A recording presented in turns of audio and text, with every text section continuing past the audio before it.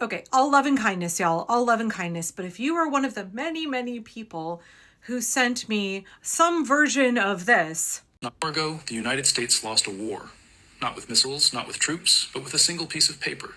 If you are checking your portfolio, booking a summer vacation, or waiting on an Amazon package, stop right now. The rules of the sky just collapsed and your money is already gone. You aren't seeing this on the news yet, but inside the boardrooms of Delta, FedEx, and the White House, there is absolute panic. Why? Because this morning, Canada didn't threaten or shout. They simply reached up and turned off the oxygen. 1 minute ago, the order went live. If you are watching this, you are witnessing the single most expensive mistake of Donald Trump's presidency. 1 minute ago, the order went live.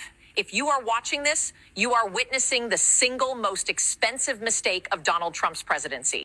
1 minute ago, the order went live. If you are watching this, you are witnessing the single most expensive mistake of Donald Trump's presidency. And for once, he can't tweet his way out of it. He can't bully his way out of it. And he certainly can't sue his way out of it.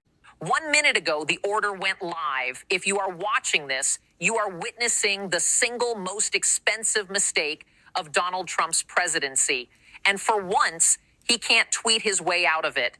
He can't bully his way out of it. And he certainly can't sue his way out of it. Because as of this morning, the rules of the sky just changed. For the last 70 years, the United States has operated under the assumption that the air above Canada was free real estate. American airlines, American cargo jets, and American military transports have flown over the Canadian North to get to Europe, to get to Asia, to get to the rest of the world. They treated Canadian sovereignty like a doormat. They assumed it would always be there. They assumed Canada would never dare to close the gate. Donald Trump built his entire 2026 strategy on that assumption. He thought he could squeeze Canada on trade. He thought he could slap tariffs on Canadian steel, aluminum, and lumber, and that Ottawa would just take it. He thought Mark Carney was just another polite politician who would fold under pressure. He was wrong. Today, Mark Carney didn't just push back. He looked at the map, he looked at the physics of global travel, and he pulled the biggest lever in geopolitical history. Canada has officially revised its overflight fee structure and restricted access to the polar routes for nations currently engaged in hostile trade actions. Let me translate that for you. It means if... How about you not, babe? How about you not? Especially because you're fucking AI. You're not a real person. And that story is absolute bullshit bunk. Again, with all love and kindness, y'all, the amount of AI slop on social media is really, really bad. And it's on both sides of the aisle. I'm actually interested in what you think the goal of that disinformation was. Is it just slop farming so that people can get the revenue from the platforms? Or is there something else going on with pushing these stories that are easily fact-checked and debunked? I had an awful lot of people send me this or make a comment with a similar assertion before this story was quickly proven to be entirely baseless. It takes just a second.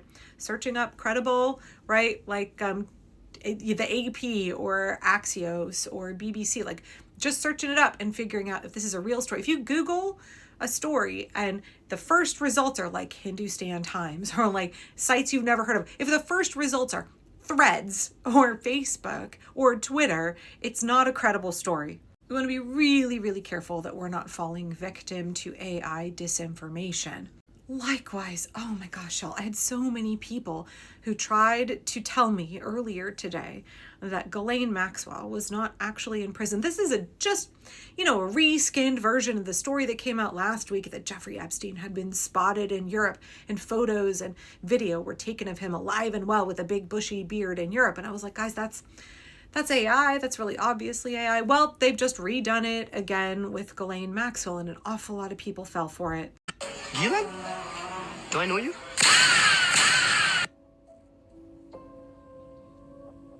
You know Ghislaine? No, sorry. No? Oh, I used to order hella pizza off of her. Oh, really?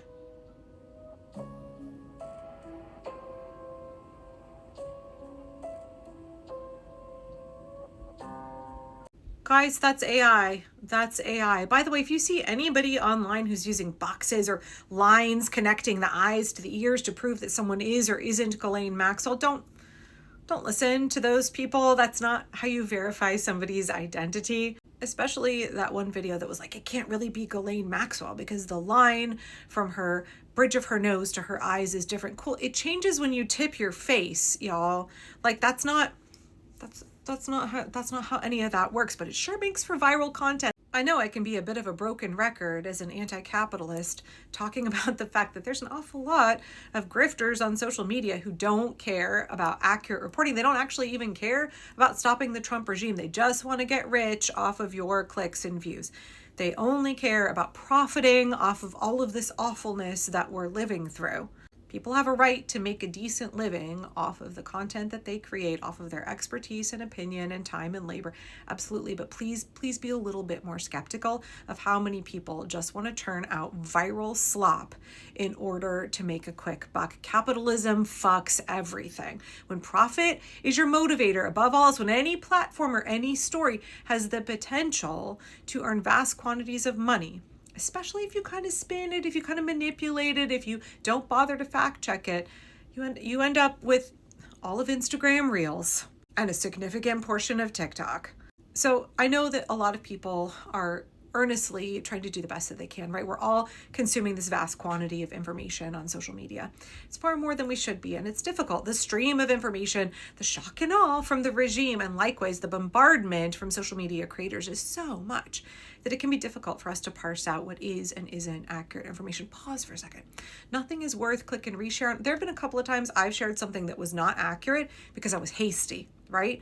And then I've had to go back and unshare my post, remove that repost from another creator because I just was too quick on the draw.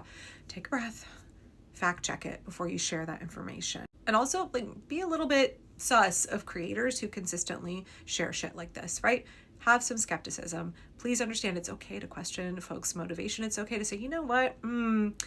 Consuming rage bait content, not actually activism. Reading tons of the news, watching video after video after video of viral content, that's not activism. That's not organizing to stop this. That's keeping us pacified. That's keeping us just sitting here being passive recipients of content, right? It's keeping us inactive. It's keeping us from going out in the real world and doing the things that are necessary to engage in mutual aid, to care for those targeted by the regime, and to organize to stop this. But there's a whole other layer to it as well. And I want to share a video from a creator that I saw earlier this morning who addresses specifically this issue of AI content, either around the Epstein files, because there's a shit ton of AI content around the Epstein files, or politics in general, and why we all need to be a little bit more careful. There are bad actors everywhere, not just grifters wanting to make a buck, but bad actors. We need to be aware of what's going on. So please watch this.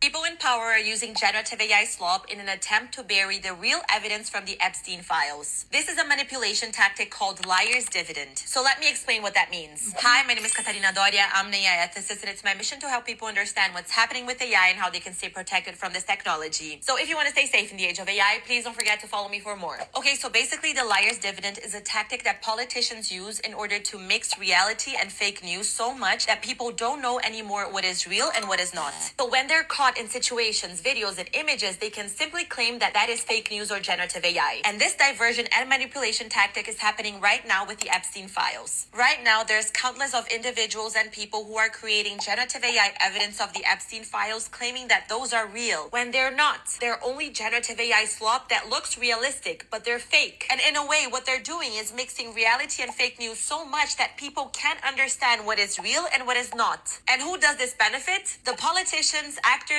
millionaires, and billionaires who are in the Epstein files. Because when real evidence with their faces on it appear, they can simply claim that those images are generative AI and the public shouldn't believe what they're seeing. And since the public will get so used to seeing generative AI images of the Epstein files, they will believe the politicians when they say that those images are generative AI, even though they're not. So that is why I'm here as an AI ethicist to tell you, don't fall for the liar's dividend. This is absolutely correct, and it's the same thing I've been saying about creators who speculate wildly without any basis based off of one word that they search up in the Epstein files. It's meant to create chaos and undercut the credibility of other documents in the files. We got to be real savvy about what we're consuming and what we're believing right now, y'all.